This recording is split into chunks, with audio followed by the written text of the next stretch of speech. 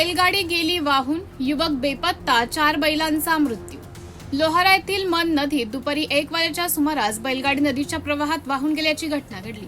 यात 4 बैलांचा मृत्यू झाला तर शाहीद आसिफ देशमुख वय 25 वर्ष हा युवक पाण्याच्या प्रवाहात वाहून गेला, तर त्याच्यासोबत असलेला अबू तालेब याला ग्रामस्थांनी सुखरूप बाहेर काढले. प्राथमिक माहितीनुसार शेतीचे काम आटपून दोघेही बैलगाडीतून घरी परतत असताना ही घटना घडली.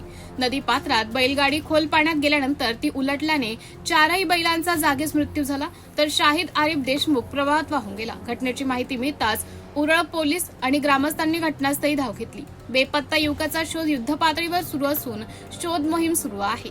दरम्यान नदीपात्रात रेती उत्खननासाठी पोकलेनद्वारे खोदण्यात आलेल्या खोल खड्ड्यांमुळे हा अपघात घडल्याचा आरोप नागरिकांनी केला आहे.